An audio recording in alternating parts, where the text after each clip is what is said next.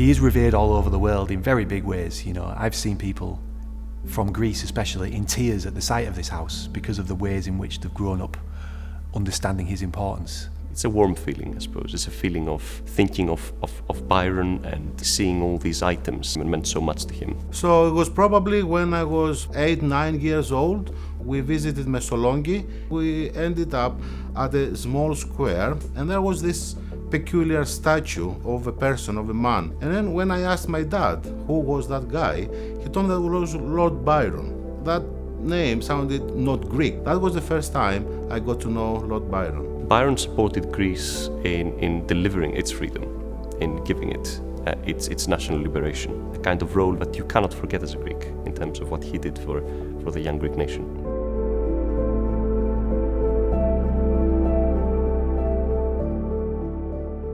Well, Byron was always fascinated with Greece. He grew up reading the Greek classics and he was fascinated with those stories, and he visited Greece when he was about 20 years old. And he loved it there. He loved the culture, he loved the country, he loved the history of the country as well. So that really started a lifelong fascination with Greece. He really enjoyed the opportunity to visit these sites that he'd seen in his imagination 1,000 times. But he also saw it as sort of a remnant of its former glory, submissive to its oppressors, and he had quite a mixed reaction to it in some ways. He loved its past, he glorified its scenery, but he was also sad about its kind of current present state. When Lord Byron returned to Greece in his early 30s, Greece was under the rule of the Ottoman Empire, and there was a struggle within Greece to break themselves free of that oppression. So he felt quite strongly that he was in a position where he could support them not only as a figure with his fame, knowing how famous he was for his writing, but also financially. This is really what Byron did. He wanted to see nations free. He wanted to see people and their kind of histories vindicated. So Byron's decision to support the Greek cause was a little controversial, specifically because Britain was officially neutral in that conflict.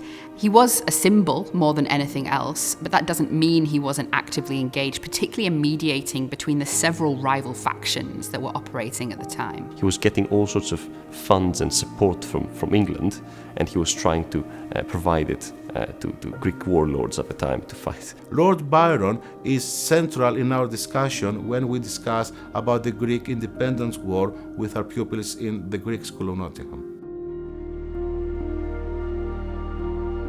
So Byron had a rebellious nature in many ways. He often disregarded the rules of society, and he would support causes that weren't necessarily popular. Of course, he supported the Luddites in Parliament. There'd been a bill calling for death to be the punishment for fame breakers, and he spoke against it. It was a big part of Lord Byron's personality to support the underdog and to support people who were perceived as being oppressed.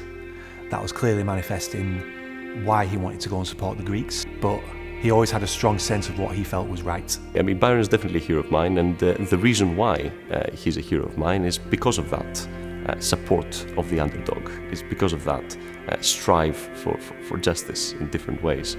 I think there is a little bit of Byron in all of us.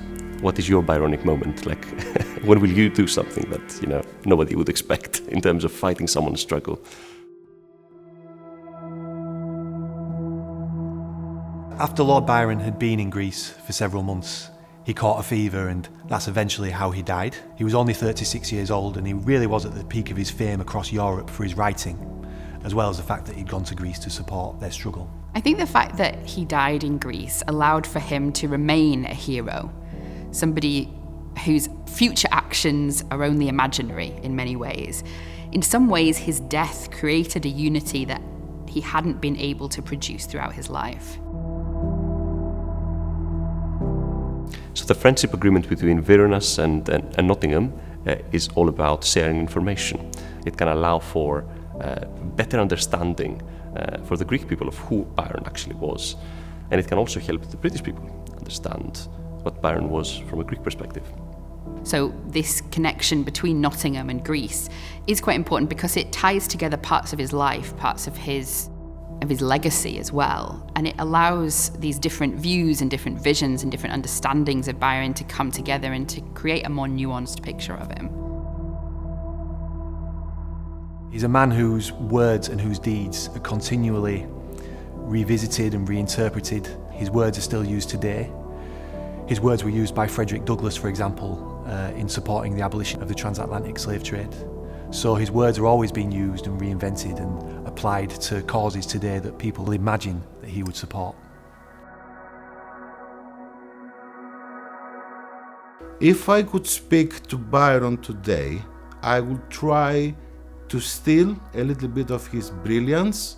I would also thank him for his contribution to the Greek independence war, and then try to understand how a rich person, as Byron was so altruistic to dedicate and donate most of his fortune to the Greek cause, and even more to sacrifice his life dying in Greece for Greece. Byron was a figure that fought for freedom, and that's what Greek people will always remember him as a freedom fighter for the Greek liberation.